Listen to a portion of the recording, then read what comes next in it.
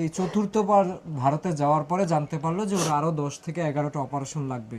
অথচ এই বিষয়টা যদি আসলে ভারতে ডাক্তাররা বাকি হাসপাতাল কর্তৃপক্ষ যদি আগে জানাইতো যে ওরা আসলে এত বড় লম্বা একটা প্রসেস চিকিৎসার, কিন্তু তারা আসলে যেভাবে বলেছে তাতে তারা ভেবেছে যে তাদের সন্তান সুস্থ হয়ে যাবে। তারা জমি যা কিছু ছিল সব কিছু বিক্রি করেছে, শেষ পর্যন্ত তাতে কাজ হয়নি। আর দেশবাসীর কাছে সাহায্য চাইলো, দেশবাসী সাহায্য করলো, সেই দেশবাসীর সাহায্যে আবার 2বার ভারতে অপারেশন হয়েছে।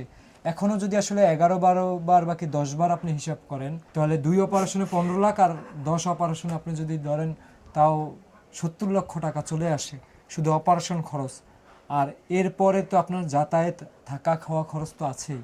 তো আসলে একটা ছোট্ট একটা সন্তানের উপর থেকে এতটা আসলে মানে ধক্কল এই ছোট্ট শরীরটা আসলে নিতে পারবে কিনা আমি আসলে সঠিক জানি না।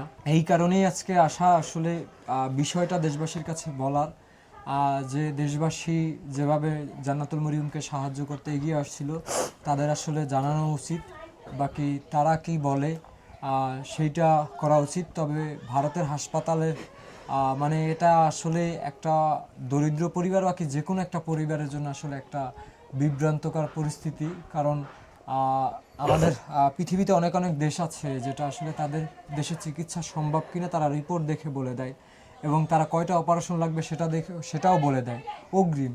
সেখানে আসলে এই 12-13টা অপারেশন যদি আগেই ওর পরিবারকে বলতো, হয়তো বা ওর পরিবার, বাবা মা হয়তো আজকে এই রাস্তায় নামার মতো গল্প তৈরি হতো না। এই যে 4বার সন্তানকে বাঁচানোর জন্য ভারতে গেছে, একটা স্বপ্ন নিয়ে গেছে, একটা আশা নিয়ে গেছে।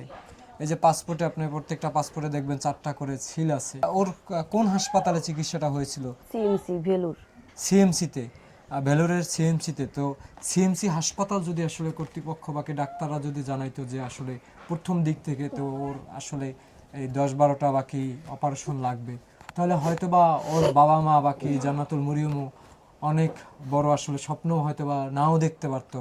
বাকি ওর বাবা মাও হয়তো বা নিজের মনকে বুঝাইতে বুঝাইতে একসময় নিশ্চুপ হয়ে যেত। কিন্তু ওনারা অর্ধেক পথ পাড়ি দিয়ে চলে গেছে, ওরা 4বার ভারতে চলে গেছে চিকিৎসা করাতে, বাকি ওকে বাঁচাতে, বাকি ও বেঁচে থাকার জন্য একটা আশা নিয়ে গেছে, একটা স্বপ্ন নিয়ে গেছে। সেই স্বপ্ন আসলে সেই সব কিছুর মধ্যে একটা বাধা সৃষ্টি হয়ে গেল। মানে ডাক্তারদের ডিসিশন, বাকি আপনি যদি বলেন হাসপাতালের ডিসিশন,